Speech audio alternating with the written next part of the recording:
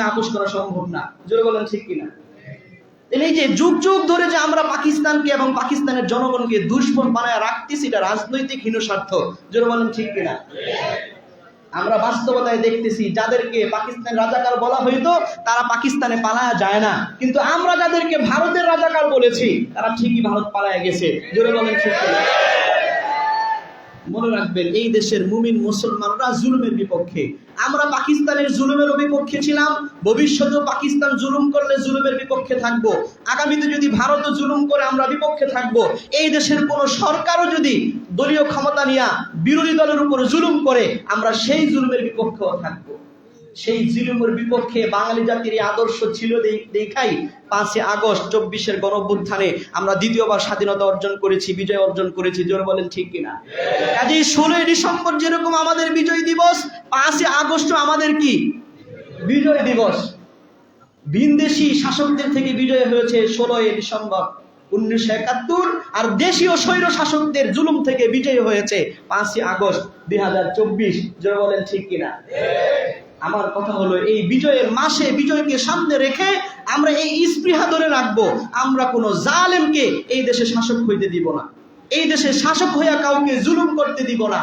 যেরকম 71-এর যুদ্ধে মুক্তি বাহিনীরা প্রতিরোধ করেছে, আমরাও প্রতিরোধ করব। যেরকম 24-এ করেছি, ভবিষ্যতেও চাঁদাবাজ, ভবিষ্যতেও কোনো অত্যাচারী, মিথ্যা মামলা দিয়ে মানুষকে হয়রানিকারী সবদেরকে আমরা প্রতিহত করব। রাজি আছি ইনশাআল্লাহ? এই স্পৃহা যদি দিলে থাকে তাইলে বিজয় উদযাপন কি হবে? সার্থক হবে। আর ভিতরে গোলামি বইলা রাইখা রাজনৈতিক নেতাদের আর মুখে বিজয় বিজয় করলাম, এটা আসলে প্রকৃত বিজয় না।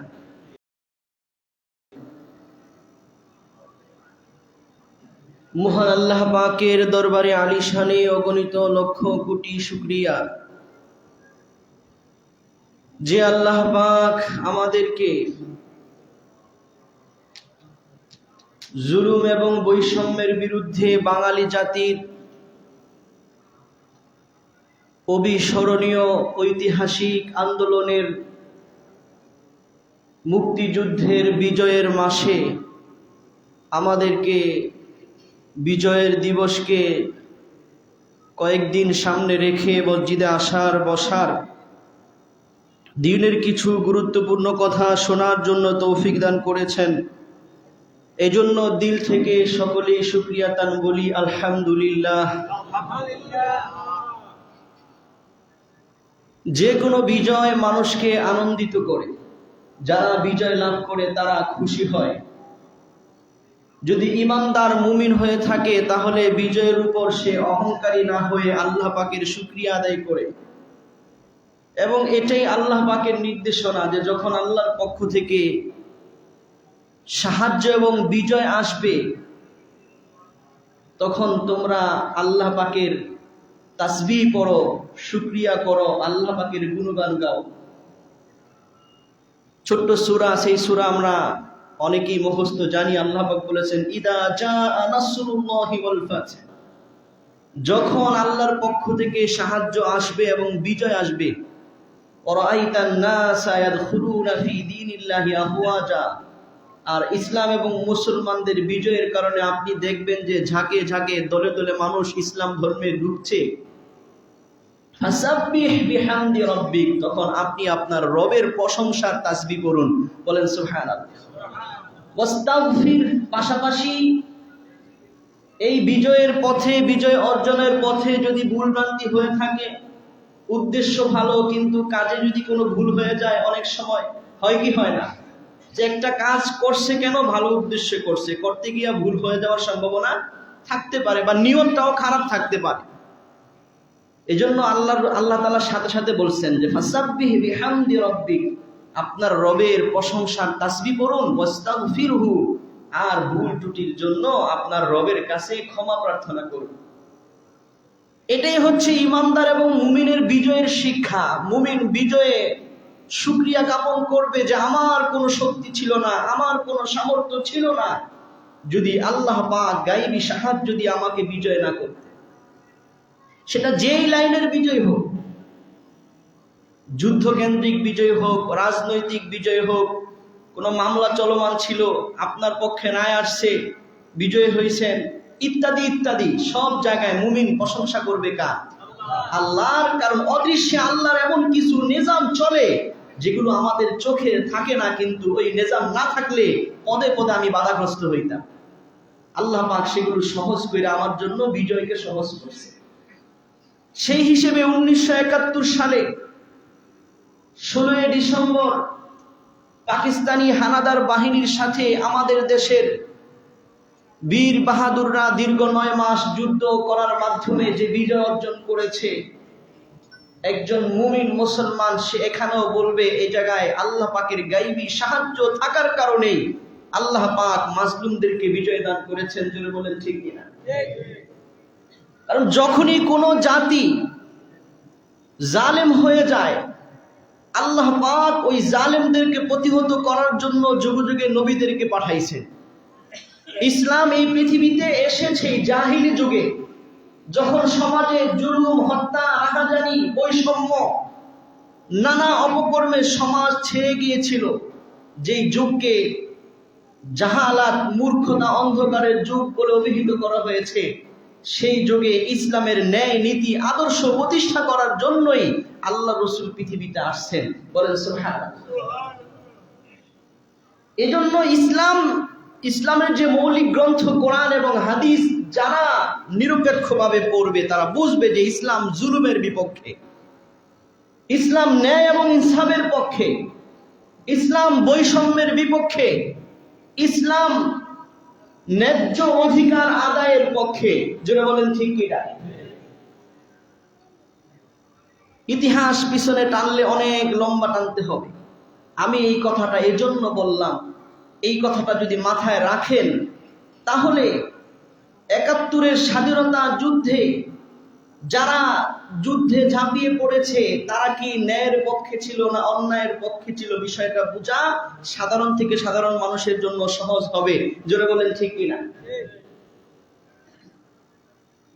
যেহেতু ইসলামের থিওরি হলো জুলুমের বিপক্ষে, আল্লাহ পাক শুধু ইসলাম না, আল্লাহ পাক যত ধর্ম নাজিল করেছেন জুলুমের বিপক্ষে, জালেম শাসকদের বিপক্ষে আল্লাহ পাক নবীদেরকে জিহাদ করার আদেশ দিয়েছেন। বলেন সুবহানাল্লাহ।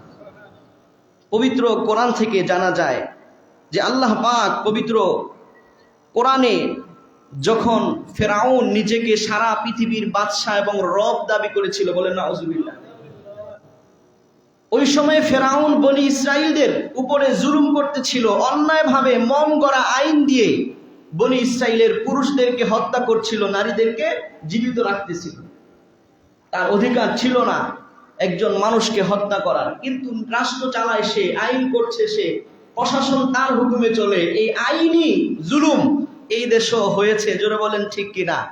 এবং হয় এটাও আমরা এর অভিজ্ঞ এবং আমরা এর কি বলে শিকার। জোরে বলেন ঠিক কিনা? ফেরাউন যখন জুলুম করেছে ওই সময় আল্লাহ পাক মূসা আলাইহিস সালাম এবং তার বাহিনীকে ফেরাউনের বিরুদ্ধে পদক্ষেপ নেওয়ার জন্য হুকুম করেছিলেন। সেই কথা আল্লাহ পাক পবিত্র কোরআনে জানিয়েছেন সূরা আল কাসাসের 5, 6, 7 নম্বর আয়াতে আল্লাহ তাআলা বলতেছেন, ইন্না ফিরাউনা আলা ফিল আরদি ওয়া জাআলা আহলাহা শিয়া। আল্লাহ পাক পবিত্র কোরআনে বলছেন ফেরাউন তার দেশে উদ্যত হয়েছিল, জালেম হয়েছিল, সীমা লঙ্ঘন করেছিল এবং সে জাআলা আহলাহা শিয়াআন, তার জনগণকে বিভিন্ন দলে বিভক্ত করে ফেলছে। এখন এই গণতন্ত্রের মাধ্যমেও ভাই ভাইকে বিভক্ত করা হইতেছে। জোরে বলেন ঠিক কিনা? প্রতিবেশীর সাথে বিভক্ত করা হইতেছে। শাসকরা নিজেদের পক্ষে নেওয়ার জন্য ভাই ভাই ঝগড়া লাগাইতেছে। ক্ষমতার নেশায় ভাই ভাইয়ের পেটে লাঠি মারতেছে। নাউজুবিল্লাহ। একসাথে থাকে, এক সমাজে থাকে, একই কবরস্থানে দাফন হয়, একজন আরেকজনের জান নেওয়ার জন্য উদ্বুদ্ধ হয়ে থাকে। এই অপসংস্কৃতির এবং এই প্রতিহিংসার রাজনীতির কারণে। জোরে বলেন ঠিক কিনা? এই কামটা ফেরাউন করছিল। বনি ইসরাইল এক ভাগ ছিল, এদেরকে 2 ভাগ করে দিচ্ছে, এক ভাগ তার পক্ষে নিয়ে নিচ্ছে। এই জন্য আল্লাহ বলতেছেন ওয়া জাআলা আহলাহা শিয়াআন, ফেরাউন জমিনে উদ্যত হইয়া সীমা লঙ্ঘন কইরা ওই পৃথিবী, ওই দেশবাসীকে বিভক্ত করে দিয়েছিল। ইয়াস্তাদঈফু তাইফাতাম মিনহুম, সে বিভক্ত কইরা একদল নিজের পক্ষের তাদেরকে শক্তিশালী করতেছিল আর আরেক দলকে দুর্বল বানায়া তাদের উপরে জুলুম করতেছিল। নাউজুবিল্লাহ। আপনারা যদি নিরপেক্ষভাবে চিন্তা করেন, বর্তমান গণতান্ত্রিক রাষ্ট্র ব্যবস্থার যত রাষ্ট্র আছে সব জায়গায় প্রতিহিংসার রাজনীতির চর্চা হয়। যেই দল ক্ষমতায় থাকে তার সাপোর্টার দল এরা কি শক্তিশালী, আর বাকি দল দুর্বল, মিথ্যা মামলায় আক্রান্ত, নিজের এলাকায়ও আসতে পারে না, মায়ের জানাজায়ও আসতে পারে না। জোরে বলেন ঠিক কিনা? ফেরাউন এটা করছে। তাদের একটা দলকে বিভক্ত কইরা দুর্বল বানাইতেছিল। ওই দুর্বল বাহিনীর তথা বনি ইসরাইলের ইমানদার বাহিনী, নবীর পক্ষের বাহিনী তাদের সন্তানদেরকে জবাই করতেছিল। পুরুষদেরকে জবাই করতেছিল আর মহিলাদেরকে জীবিত রাখতেছিল।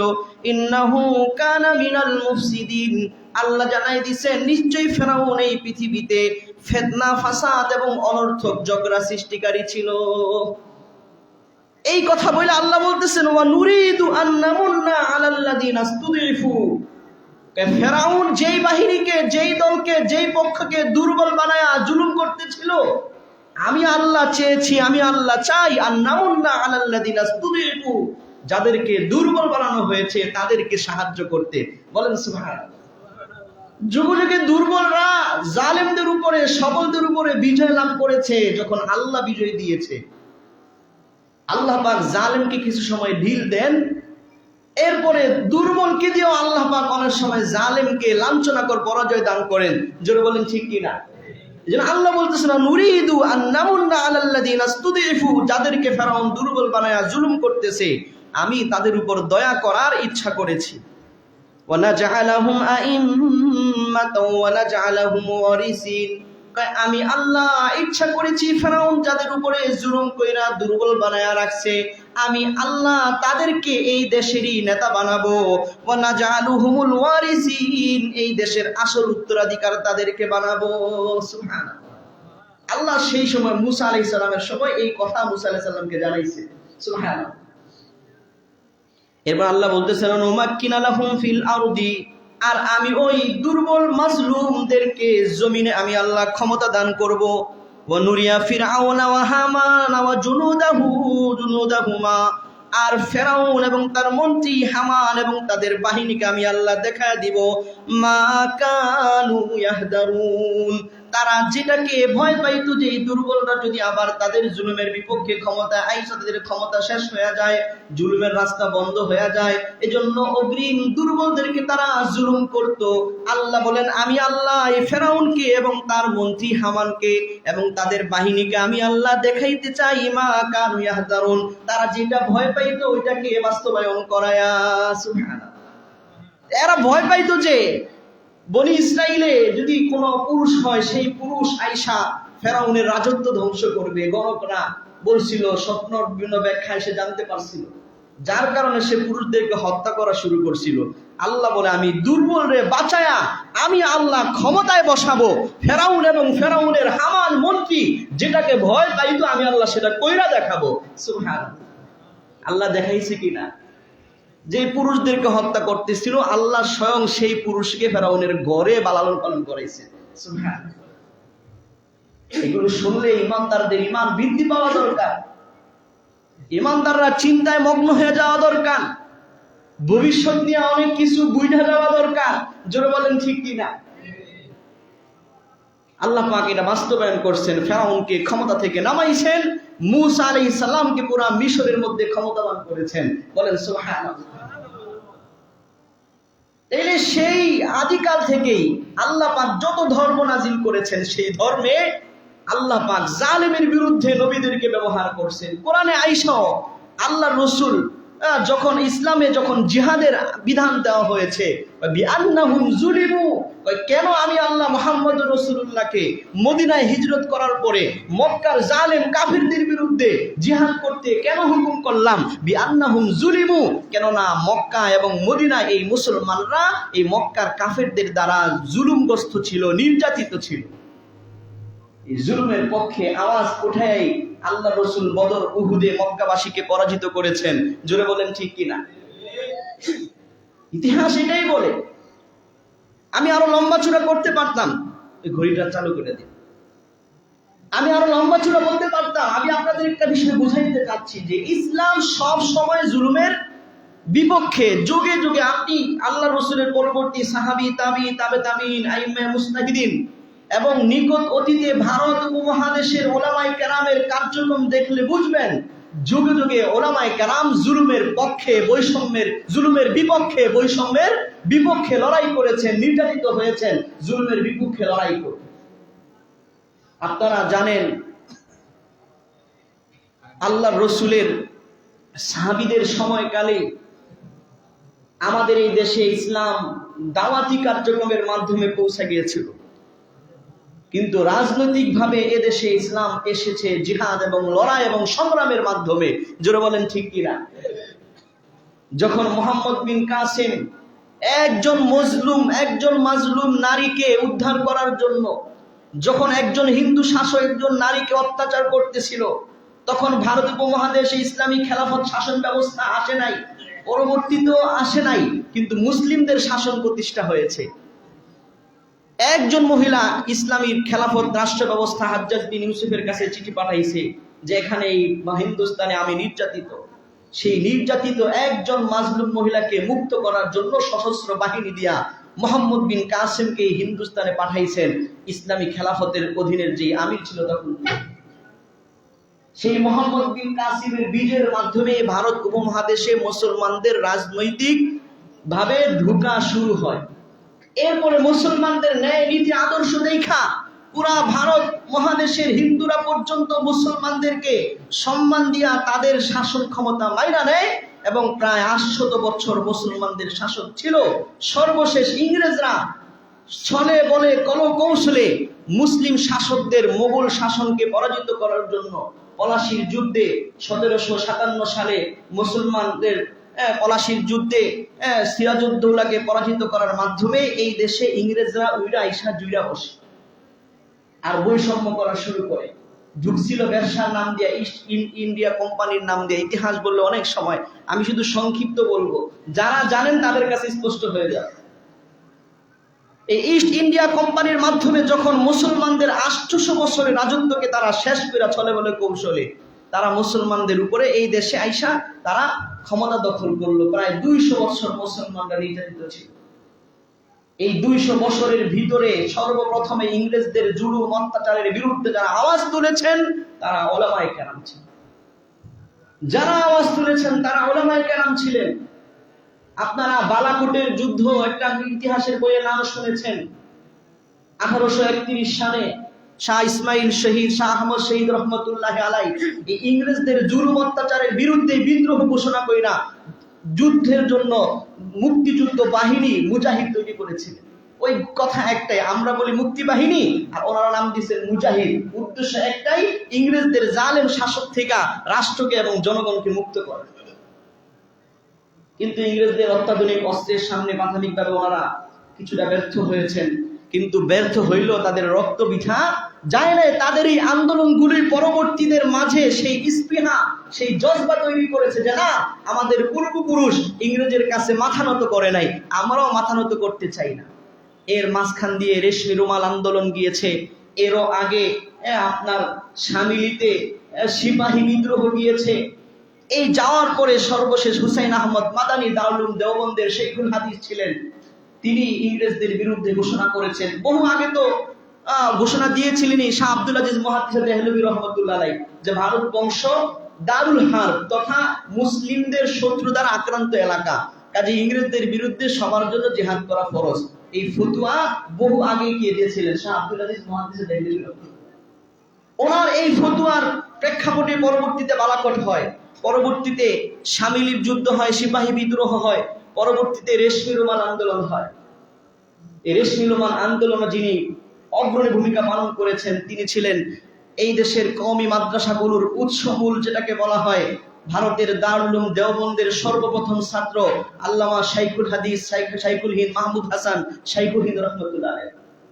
তিনি যখন দেখলেন ইংরেজদের সাথে সামরিক শক্তিতে আমরা পারবো না, তখন তুরস্কে মুসলিম খেলাফত ব্যবস্থা ছিল, তুরস্কের সেই মুসলিম খেলাফতের কাছে চিঠি লিখছেন যে আমরা এখানে মাজলুম, আপনারা আফগান সীমান্ত দিয়া আপনাদের সৈন্য পাঠাবেন, আফগানরা বাধা দিবে না, আইসা এই দেশে মুসলমানদেরকে আপনারা সাহায্য করবেন। একটা আন্তর্জাতিক চুক্তি হয়েছিল রেশমি রুমালের মধ্যে লেখা। কিন্তু এই চুক্তিনামাটা যাদের কাছে গেলে তারা সৈন্য পাঠাবে, তাদের কাছে পাঠানোর পদ্ধতির মধ্যে বিশ্বাসঘাতকদের কারণে এটা চলে যায় কাদের কাছে? ইংরেজদের কাছে। যার ফলে শাইখুল হিন্দ মাহমুদ হাসান দেওবন্দিকে তারা বন্দি করে জেদ্দায় নিয়ে যায়, সেখান থেকে মিশর, সেখান থেকে সে মাল্টার দ্বীপে তাদেরকে নিয়ে বন্দি করে। তার সাথেই হুসাইন আহমদ মাদানী ছিল। পরবর্তীতে যখন রাজনৈতিক বিভিন্ন আইন ইত্যাদির কারণে যখন ওরা মুক্তি পান, পরবর্তীতে সেই হুসাইন আহমদ মাদানী আবার ইংরেজদের বিরুদ্ধে ইংরেজ খেদাও আন্দোলন শুরু করেন।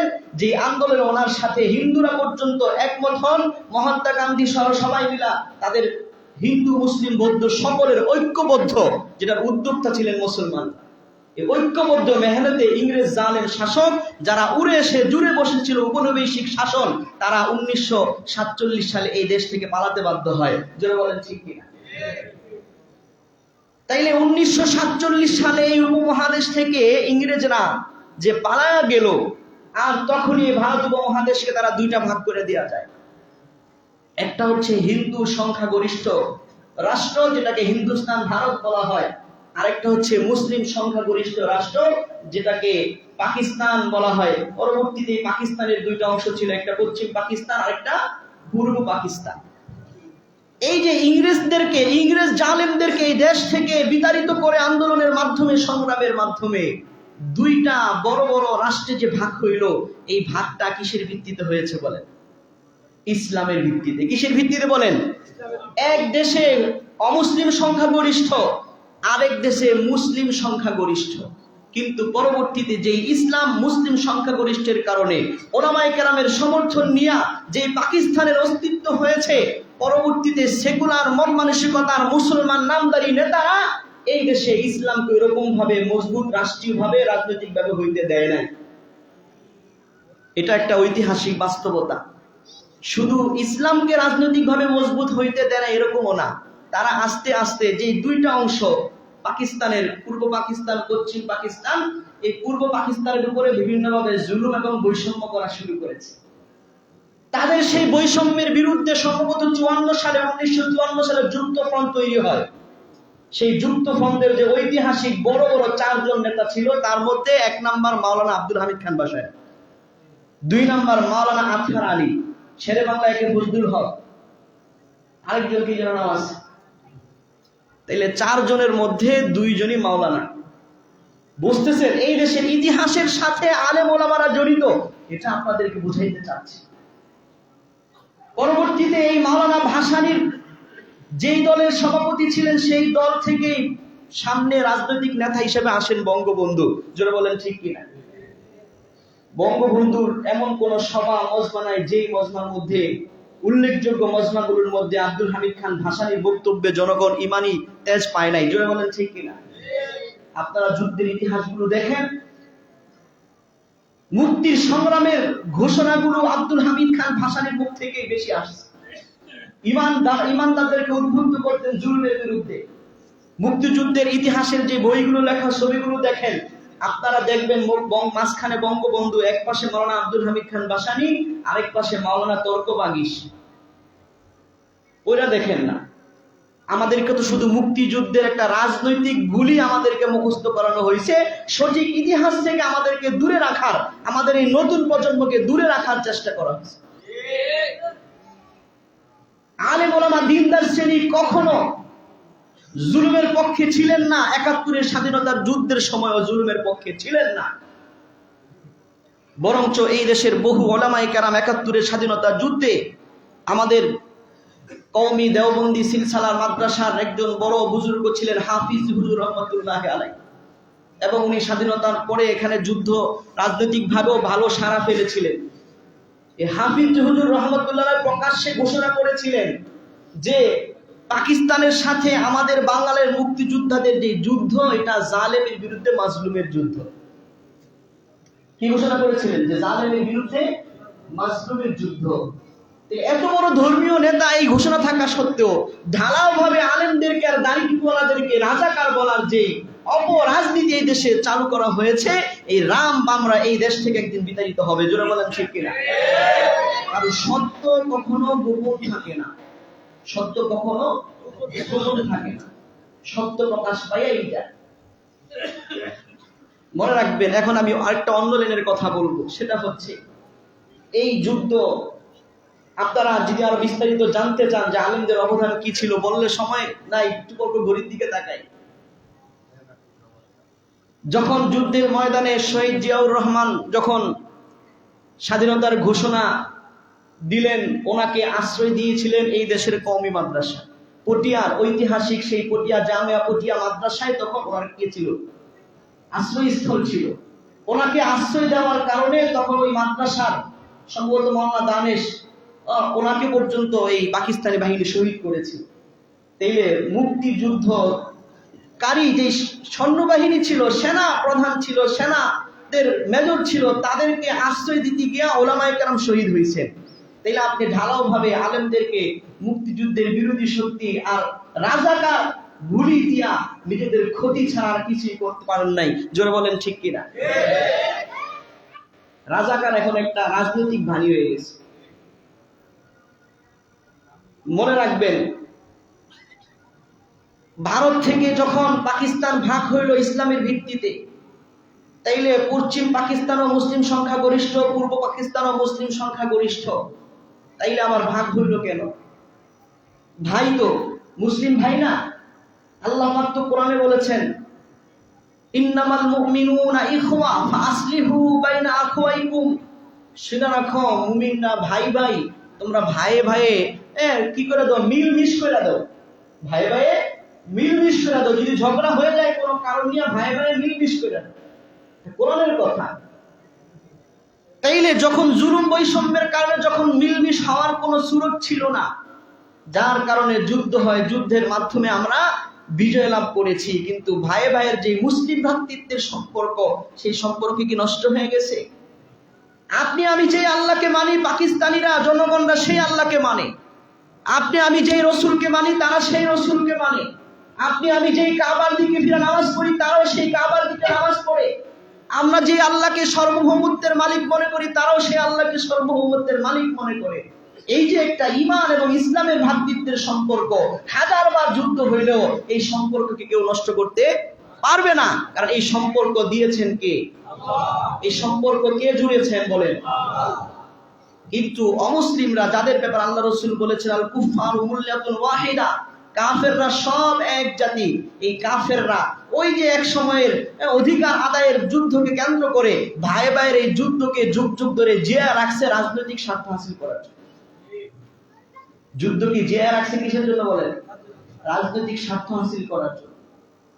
এখন তো অনেক কথা বললে ইতিহাসের, মুক্তি বাহিনীরা যুদ্ধ করলো, মুক্তি বাহিনীর প্রধান জেনারেল ওসমানী তার কাছে আত্মসমর্পণ না কইরা ভারতের একজনের কাছে আত্মসমর্পণ করা, এটা নিয়ে মেজর জলিলের লেখাগুলো পড়লেন, অভিযোগগুলো পড়লেন যে কেন, কোন রহস্যের কারণে মুক্তি বাহিনীর প্রধান এবং স্বাধীন বাংলাদেশের সর্বপ্রথম যিনি সেনাবাহিনীর প্রধান ছিলেন জেনারেল ওসমানী, কেন ওদিন উপস্থিত ছিলেন না।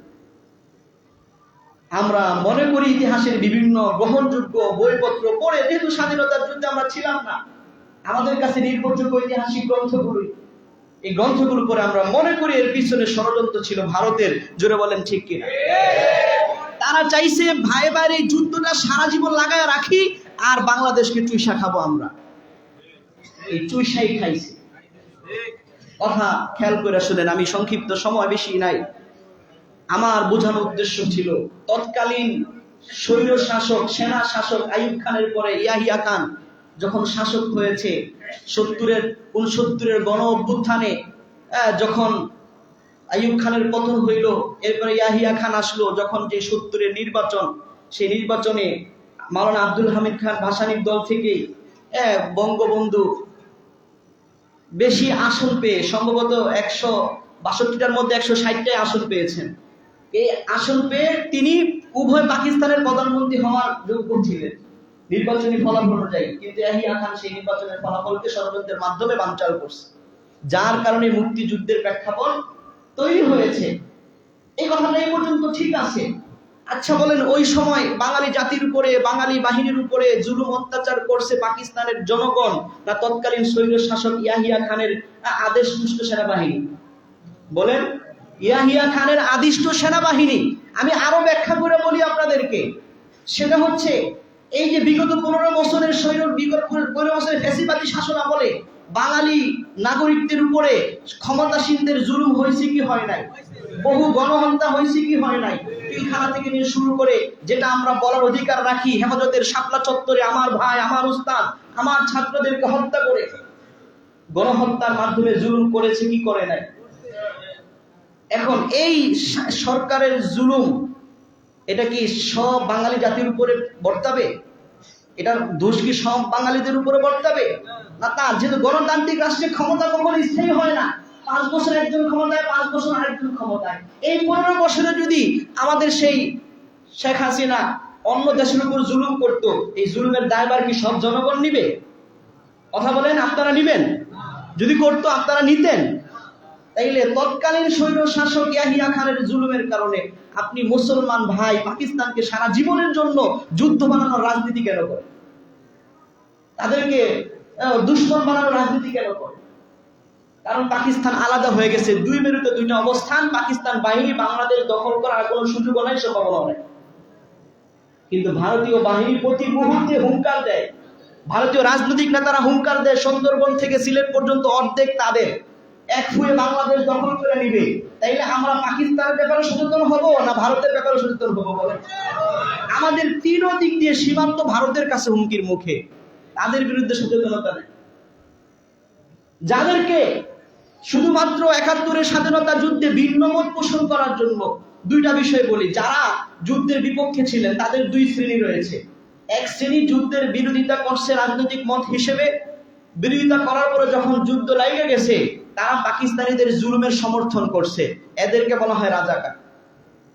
কাজেই কেউ যদি এইটা করে থাকে যে পাকিস্তানিদের জালেমদের পক্ষে দিয়ে তারা বাঙালিদেরকে ধরায় দিছে, জুলুম করাইছে, দর্শন করাইছে ইত্যাদি ইত্যাদি, এরকম মানবতা বিরোধী অপরাধ যদি কেউ করে থাকে, আমরা সবাই তার বিরুদ্ধে শাস্তি চাই। জোরে বলেন ঠিক কিনা? আরেকটা গ্রুপ ছিল, তারা রাজনৈতিক মত ব্যক্ত করেছিল। কি ব্যক্ত করেছিল বলেন? রাজনৈতিক মত ব্যক্ত করেছিল যে আমরা মনে করি যুদ্ধের চাইতে আপোষ মীমাংসা বেশি ভালো হবে, কারণ যুদ্ধ করার দ্বারা হয়তো আমরা বিজয় অর্জন করতে পারবো, কিন্তু লাভবান হবে ভারত, ভাই ভাই দুশ্মনী লাগবে, ভারতের মাইনকা চিপায় পড়বো আমরা। বাস্তবিত করছি 3 দিক দিয়ে এখন ভারত। এই রাজনৈতিক দৃষ্টিভঙ্গি থেকে ওনারা ভিন্ন মত পোষণ করেছিলেন, কিন্তু যখন মত কার্যকর হয় নাই, যুদ্ধ লেগে গেছে, তখন তারা কোনো মানবতা বিরোধী অপরাধে জড়ায় নাই। এদেরকে আমরা এই দেশের দুশ্মন বলতে চাই না। জোরে বলেন ঠিক কিনা? কারণ রাজনৈতিক মত দেওয়ার অধিকার সবার রয়েছে। যেমন বর্তমান বাংলাদেশে 24-এর গণ অভ্যুত্থানের পক্ষে হা ভোট আর না ভোট একটা আলোচনা চলতেছে কি চলতেছে না? এই যে এই হা এবং না, এটা কি দেশ বিরোধী কোন মোটামুটি? এটা হচ্ছে রাজনৈতিক মত। কেউ এক পক্ষ মনে করে হায়ের পক্ষে দিলে দেশের ভালো হবে, আর এক পক্ষ মনে করে নায়ের পক্ষ দিলে দেশের ভালো হবে। তো ওই সময় রাজনৈতিক ভাবে কেউ মনে করেছিল যে যুদ্ধ না করে আপোষ মীমাংসায় গেলে ভালো হবে, আরেক দল বলেছিল যে না, যুদ্ধই করতে হবে, এদের সাথে আপোষ করা সম্ভব না। জোরে বলেন ঠিক কিনা? এই যে যুগ যুগ ধরে যে আমরা পাকিস্তানকে এবং পাকিস্তানের জনগণকে দুশ্মন বানায় রাখতেছি, এটা রাজনৈতিক হীন স্বার্থ। জোরে বলেন ঠিক কিনা? আমরা বাস্তবতায় দেখতেছি যাদেরকে পাকিস্তান রাজাকার বলা হইতো তারা পাকিস্তানে পালায়া যায় না, কিন্তু আমরা যাদেরকে ভারতের রাজাকার বলেছি তারা ঠিকই ভারত পালায়া গেছে। জোরে বলেন ঠিক কিনা? মনে রাখবেন, এই দেশের মুমিন মুসলমানরা জুলুমের বিপক্ষে, আমরা পাকিস্তানের জুলুমের বিপক্ষে ছিলাম, ভবিষ্যতেও পাকিস্তান জুলুম করলে জুলুমের বিপক্ষে থাকবো, আগামীতে যদি ভারত জুলুম করে আমরা বিপক্ষে থাকবো। এই দেশের কোন সরকারও যদি দলীয় ক্ষমতা নিয়ে বিরোধী দলের উপর জুলুম করে, আমরা সেই জুলুমের বিপক্ষেও থাকবো। সেই জুলুমের বিপক্ষে বাঙালি জাতির আদর্শ ছিল দেখাই 5 আগস্ট 24-এর গণ অভ্যুত্থানে আমরা দ্বিতীয়বার স্বাধীনতা অর্জন করেছি, বিজয় অর্জন করেছি। জোরে বলেন ঠিক কিনা? কাজেই 16 ডিসেম্বর যেরকম আমাদের বিজয় দিবস, 5 আগস্ট আমাদের কি বিজয় দিবস। ভিনদেশি শাসকদের থেকে বিজয় হয়েছে 16 ডিসেম্বর 1971, আর দেশীয় স্বৈর শাসকদের জুলুম থেকে বিজয় হয়েছে 5 আগস্ট 2024। জোরে বলেন ঠিক কিনা? আমার কথা হলো, এই বিজয়ের মাসে বিজয়কে সামনে রেখে আমরা এই স্পৃহা ধরে রাখবো, আমরা কোনো জালেমকে এই দেশে শাসক হইতে দিব না, এই দেশে শাসক হইয়া কাউকে জুলুম করতে দিব না। যেরকম 71-এর যুদ্ধে মুক্তি বাহিনীরা প্রতিরোধ করেছে, আমরাও প্রতিরোধ করব। যেরকম 24-এ করেছি, ভবিষ্যতেও চাঁদাবাজ ভবিষ্যতেও কোন অত্যাচারী, মিথ্যা মামলা দিয়ে মানুষকে হয়রানিকারী সবদেরকে আমরা প্রতিহত করব। রাজি আছি ইনশাআল্লাহ? এই স্পৃহা যদি দিলে থাকে তাইলে বিজয় উদযাপন কি হবে? সার্থক হবে। আর ভিতরে গোলামি বইলা নাই খা রাজনৈতিক নেতাদের, আর মুখে বিজয় বিজয় করলাম, এটা আসলে প্রকৃত বিজয় না। আরেকটা কথা বলে আমি শেষ করে দিব, অনেক আয়াত হাদিস বলার ছিল, সময় নাই। আরেকটা কথা হলো, মুমিনের প্রকৃত বিজয় কখন? মুমিনের প্রকৃত বিজয় হচ্ছে তখন যখন মুমিন তার রাষ্ট্রে কোরআন এবং হাদিসের শাসন বাস্তবায়ন করতে পারে। আর নয়তো আপনি বিজয় লাভ করেও আপনি ওই বিধর্মীদের গণতন্ত্রের গোলাম হয়ে রয়েছে। আপনার বিচার ব্যবস্থায় যদি কোরআন বাস্তবায়ন না করতে পারেন, আপনার রাষ্ট্র ব্যবস্থায় কোরআন বাস্তবায়ন না করতে পারেন, তাহলে একজন মুমিন নিজেকে বিজয়ী বলতে পারে না। কারণ মুমিন বিশ্বাস করে কোরআন কার, বিধান কার, হাদিস কার, আল্লাহ রসুলের বিধান কার, আল্লাহ। এই বিধান যদি আমাদের জীবনে আমরা বাস্তবায়ন করতে পারি রাষ্ট্রীয়ভাবে, তাইলেই মুমিনদের প্রকৃত বিজয়। আমরা সেই বিজয়ের অপেক্ষায়, জোরে বলেন ঠিক কিনা? আমরা ঘোষণা দিতে চাই কোন দলের পক্ষে না। যে যেই দল নিয়ে যেই মার্কানে রাজনীতি করতেছেন, আপনারা সবাই ইসলামের পক্ষে কি দেন? বিবৃতি দেন, ইশতেহার ঘোষণা করেন। 70-এর নির্বাচনে বঙ্গবন্ধু ঘোষণা করছিল কোরআন হাদিস বিরোধী কোনো আইন করবে না, যার কারণে আলেম ওলামা মুসলিমরা তাদেরকে সাপোর্ট করেছিল। যদিও পরবর্তীতে এটা বাস্তবায়ন করছে কিনা এটা নিয়ে বিতর্কিত আছে। কাজে আপনারা বলেন, দুঃসাহস দেখায় বলেন না যে শরীয়ত আইন বিশ্বাস করি না, বলেন আমরা শরীয়ত আইন বিশ্বাস করি, চেষ্টা করব শরীয়ত আইন বাস্তবায়নের। তাইলেই মুসলমানরা আপনাকে ভোট দিবে। জোরে বলেন ঠিক কিনা? সব দল বলেন, বিএনপিও বলেন, কি বলেন, এনসিপিও বলেন, জামাতও বলেন, চরমনায় বলেন, আরো যা যা আছে সবাই বলেন যে আমরা কোরআনকে এই দেশে বাস্তবায়ন করব। এগুলো আমরা বিরূপ করে রাখতে চাই, যেন ভবিষ্যতে ক্ষমতায় গেলে পল্টি লইতে না পারেন। জোরে বলেন ঠিক কিনা? আপনারা সবাই আমার এই কথাগুলোর পক্ষে আছেন? কারা কারা পক্ষে আছেন একটু হাত তুলেন। আল্লাহ তাআলা সবাইকে আমাদেরকে একসাথে জান্নাতে একত্রিত হওয়ার তৌফিক দান করুন। ওয়া আখিরু দাওয়ানা।